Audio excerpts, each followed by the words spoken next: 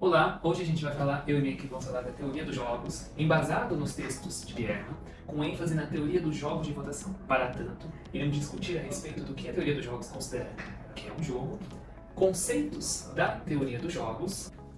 Para falarmos de teoria dos jogos, é preciso que entendamos alguns conceitos que são aplicados na área. Dentre eles, a simetria de informações. Na teoria dos jogos, as pessoas agem tendo a noção de que todos os outros jogadores têm o mesmo nível de informações, as mesmas informações. E quando uma outra informação nova é integrada, todos têm conhecimento dessa mesma informação.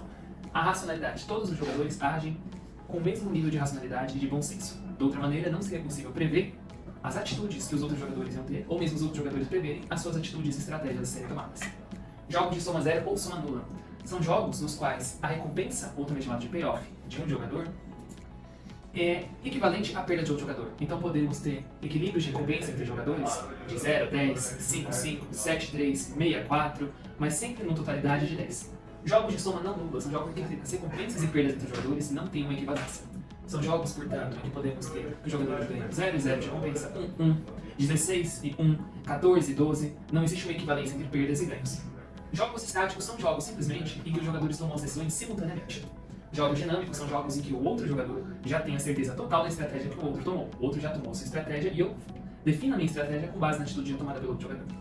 Estratégia estritamente dominada é quando o jogador observa duas estratégias e tem uma noção clara de que uma estratégia é muito mais vantajosa do que outra. Então essa estratégia que é menos vantajosa, evidentemente, ela é chamada de estratégia estritamente dominada, enquanto a outra, estratégia estritamente dominante. A estratégia fracamente dominante é aquela que apresenta um grau médio de payoff, de recompensa, de ganho, comparado às outras estratégias possíveis no jogo. Ela está no grau médio ou ela representa um mínimo que representa um empate entre os jogadores. Toda estratégia estritamente dominante é uma estratégia fracamente dominante, mas o contrário não é verdade. A estratégia estritamente dominante, iterada, o nome pode até assustar, mas ela é simplesmente a estratégia estritamente dominante, só que quando a gente tem que fazer mais de uma exclusão de estratégias. Não basta excluir uma estratégia para que se defina a estratégia final a ser tomada. É necessário ter uma série de exclusões de estratégias para que se chegue a uma conclusão final do que deve ser feito. Ponto de sela. Ponto de sela representa o equilíbrio entre perfis de estratégia entre os jogadores. Um jogador escolhe tal estratégia, de 5 estratégias ele escolhe uma. Outro jogador também tem 5 estratégias, das 5 ele escolhe uma. Esse encontro de estratégias, ou esse perfil de estratégia, é chamado de ponto de sela, que ele pode ocorrer quando os jogadores estão agindo individualmente ou quando eles estão agindo colaborativamente, um ajudando o outro.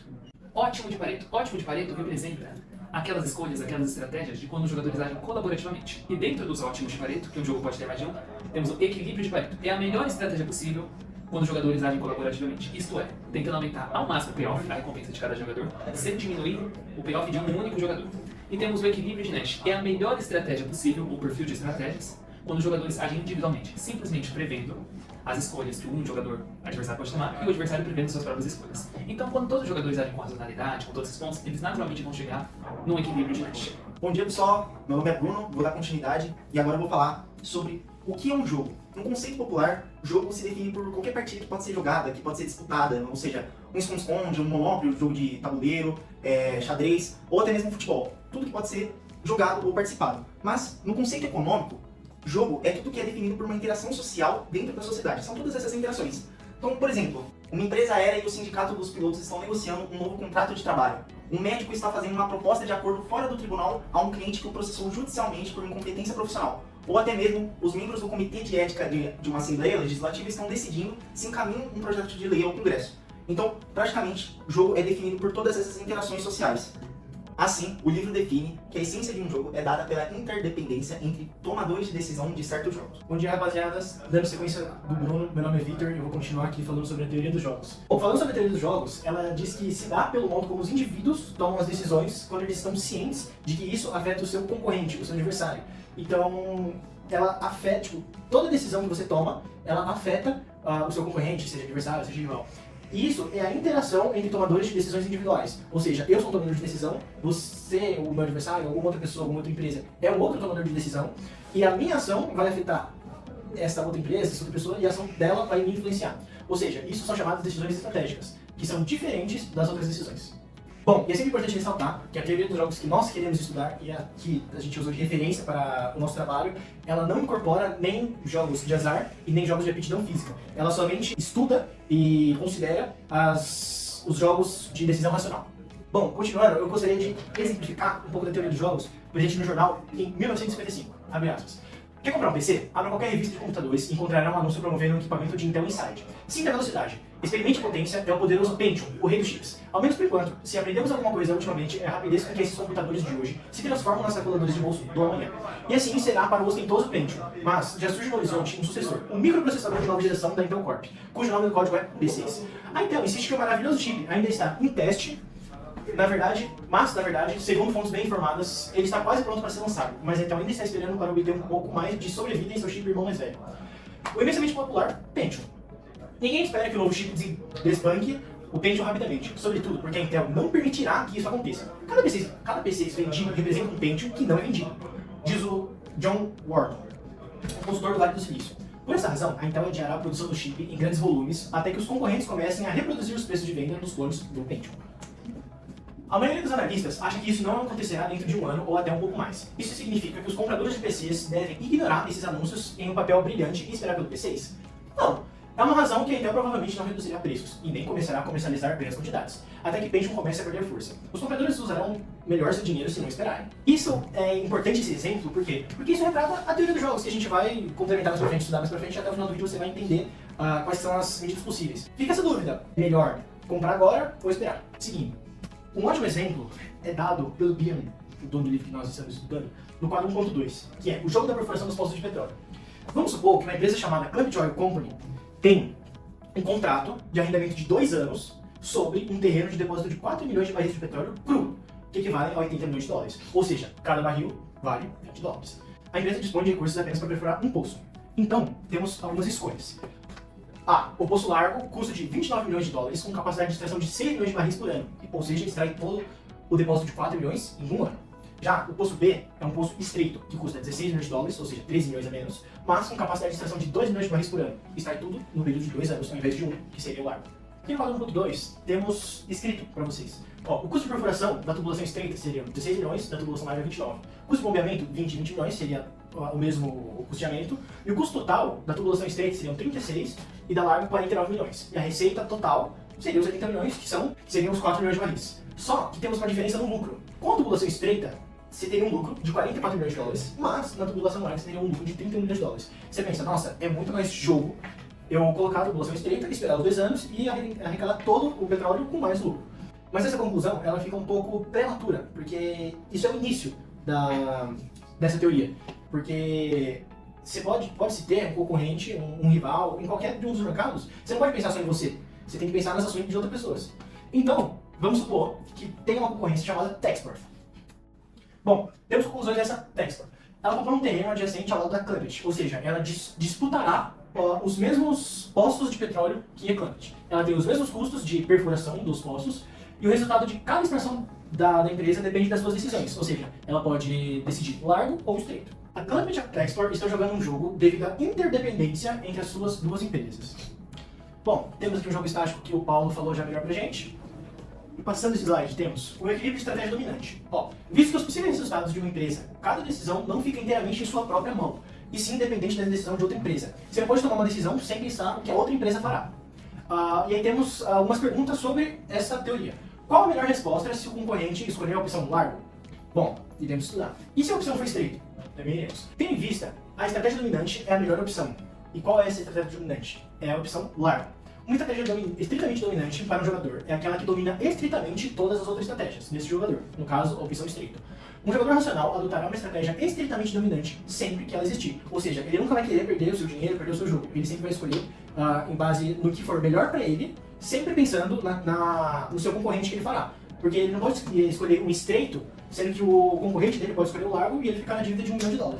Seja o que for, um jogador pensa o que os seus oponentes farão no jogo, e nunca é racional adotar uma estratégia estritamente dominada. Essa é a máxima do texto. Ou seja, passando para uma simplificação seria, nesse caso, quando eliminamos essa opção, a única que nos resta é a opção largo, ou seja, é estritamente dominante. Sobre os resultados do jogo de perfuração dos poços. Quando ambas as estratégias de equilíbrio são escolhidas, as duas empresas perfuram poços largos, rendendo $1 milhão de lucro para cada empresa. Mas, se elas perfurassem os poços estreitos, que são mais baratos, cada uma lucraria 14 milhões, ou seja, 1.300% a mais. Isso é, um resultado no qual ambos se saem muito melhor do que no ponto de equilíbrio. Isso é chamado país dominado. E aqui temos, talvez, a síntese da teoria dos jogos. O dilema do prisioneiro e o equilíbrio de Nash. Bom, eu vou explicar um pouquinho sobre o dilema do prisioneiro. É assim, tem duas pessoas que estão sendo, que foram pegas, mas que não têm realmente uma prova concreta de um crime. Eles só foram achados com objetos do crime. E aí você tem a famosa delação premiada, que seria o quê? Cada pessoa sentaria em um confessionário separada uma da outra, elas não poderiam conversar e nem fazer alguma estratégia, elas seriam pegas e colocadas em uma sala junto com os policiais, e aí ela teria a seguinte opção, de se calar e não falar se ela cometeu o crime ou não, ou confessar que ela cometeu o crime. E isso fala para a pessoa A que a pessoa B também irá ter essa delação premiada, que ela também terá essa opção. E aí, eu vou explicar um pouco para vocês aqui assim, ó. Se as duas pessoas se calarem, cada um fica um ano preso e não tem problema, porque eles foram achados só com objeto desse crime. Se as duas falarem, as duas ficam 5 anos presas. Se as duas confessarem, as duas ficam 5 anos presas, não tem problema. O problema é, se uma pessoa falar e a outra pessoa não, a pessoa que falar vai estar livre e a pessoa que não falar vai ficar 20 anos na cadeia.